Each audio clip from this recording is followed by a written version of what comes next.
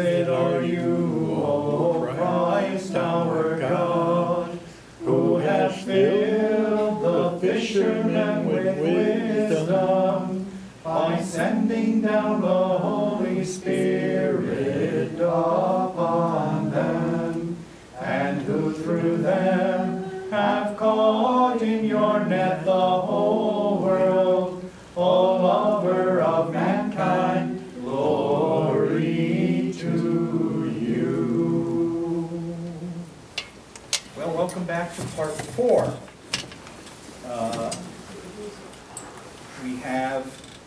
After this week, we have just one more session, and this week is a little bit shorter than last week. Last week, if you remember, we were dealing with the Golden Age, the so-called Golden Age. And so we looked at John Chrysostom, Basil, Gregory, and Gregory, just to remind you of where we've been. Tonight we're going to change gears just a little bit. So far we've been dealing with basically fathers who taught the doctrines of the faith. We've dealt primarily with bishops. Tonight we're going to change gears and we're going to look at a group that's known as the Desert Fathers. This is the other group. If you ask folks who they think of, if folks think of anyone when they think of the Fathers, they either think of the folks we talked about last week, or they tend to think about this kind of amorphous group known as the Desert Fathers. These are some of the first monks. So we're going to look a little bit as well at the start of monasticism. These are women and men living either singly or in groups in the deserts of Egypt, Palestine, and Syria. I'll go back just, I've seen folks hurriedly jotting notes. We're still in roughly the same time period, the late 3rd, the early 4th century. So we need to talk a little bit first about what exactly monasticism is, so that we're all on the same page. At its root, the word monk or monastic comes from the Greek word monos, which means one, or alone, or single.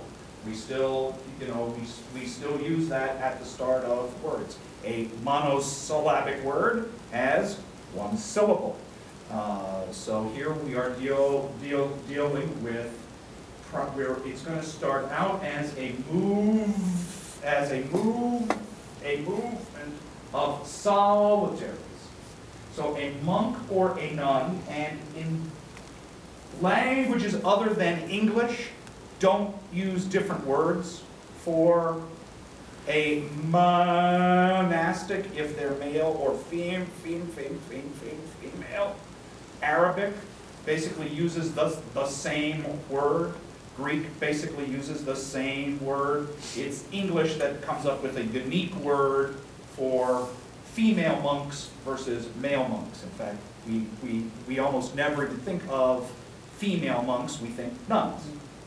So when you hear me say monk, don't presume I mean only men, because I don't.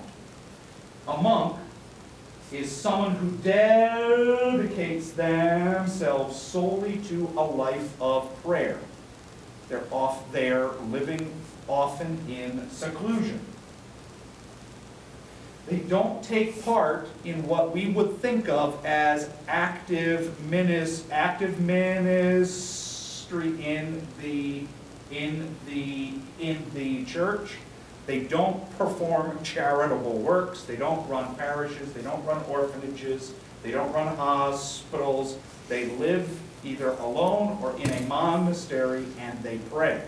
That's what they're there for. We've, in the modern time, because of things that develop over time, we think of monks doing lots of other things.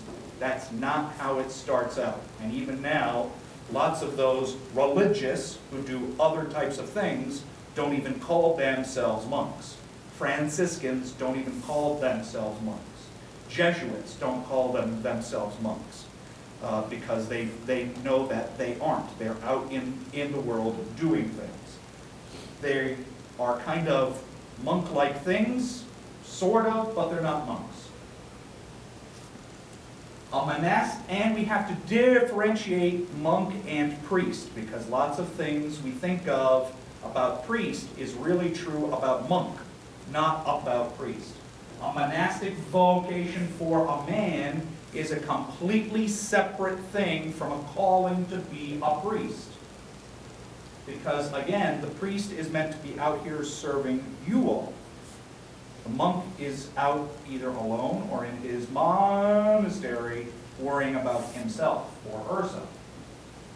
In fact, monasticism, when it begins, does not involve the clergy at all. It's a movement of the lay folks. It's you all. And in those early years, in those early centuries, they would have considered it completely strange and completely foreign for a priest to become a monk. That's obviously changed. But back then, they if you read some of the early monastic rules, they clearly say, we don't want priests. We'll get a priest to come in to celebrate the sacraments for us, but then he leaves and goes home. Today, what I'm describing here now would be something like Trappists or Carthusians. Even a lot of Benedictine abbeys now, they are monks. But even they don't live the same life that they originally did. Many Benedictines now run schools, they go out and staff parishes, but Benedict would have found that completely foreign. I was talking to Billy, I think the week before last, and he was reading something from that book, and it kind of shocked him that he had found this case where somebody wanted to build a school near where the monks were, and the monks got upset and they didn't want them there. And Billy was kind of shocked. Oh, but it's for the kids and it's a school. How can the monks not be kind to these poor kids? It's not that they didn't want to be kind to these poor kids. They wanted to be left alone. They want to be out by themselves praying. They don't want any distractions from that at all. If you go to a Trappist abbey now, there are parts of the abbey you can go into, and there are parts that you can't. If you go to a Carthusian abbey now, you can't get in any place. They don't let anyone in. Not even me. Not even priests. They don't want anyone in. Leave us alone.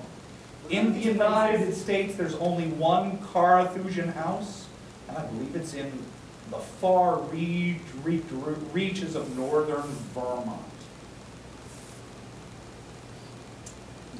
If you think did anyone see the movie a few years back, Into Great Silence?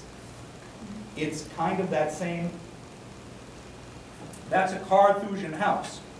And so in a Carthusian house, the monks live most of their lives alone in individual cells. They'll have a little garden where they grow food. They'll have a little workroom where they saw wood for their fireplace.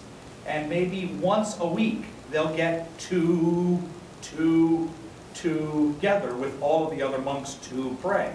But other than that, they're in their cells praying, or working in their garden, or chopping wood. And that's it. That's what they do. So we're talking about a rather strict life. When they went out into the desert here, they lived either by growing what little food they could. They would engage in some handicrafts that they would either trade or sell. There are lots of stories about the desert fathers making and selling baskets. So, you know, they would spend most of their time making these baskets. Once a month or so, go into town, sell the baskets to buy whatever other supplies they might need. Or eventually, there are folks who are coming out into the desert to either ask for their prayers or to ask them for their advice, and they will bring little gifts with them. Bread, milk, cheese, things that they can't make for themselves. They went out into the deserts because they felt that they were called to follow the Gospels intensely. I struggled with the adverb there all week long because a lot of the words I would want to use are now in early 21st century America damaged words. We hear these words and we automatically think certain things. So if I said they wanted to live the Gospels in an extreme fashion, well, we might start to think about religious extremists. Radical might have been the same way too. They wanted to radically live a gospel-centered life. But even that word has become poisoned by some of the things we all have experienced over time. So I settled on the word intensely, but know that I had other ideas behind that as well. What drew them out there was they really took to heart the passage in the Gospel of Matthew, Christ's conversation with the rich young man. This young man comes to him and says, "Good master, what must I do to gain eternal life?" And Jesus says, follow the commandments. And the young man says, "Which ones?" And Jesus rattles them off for him. And the man says, "I do that. What else?"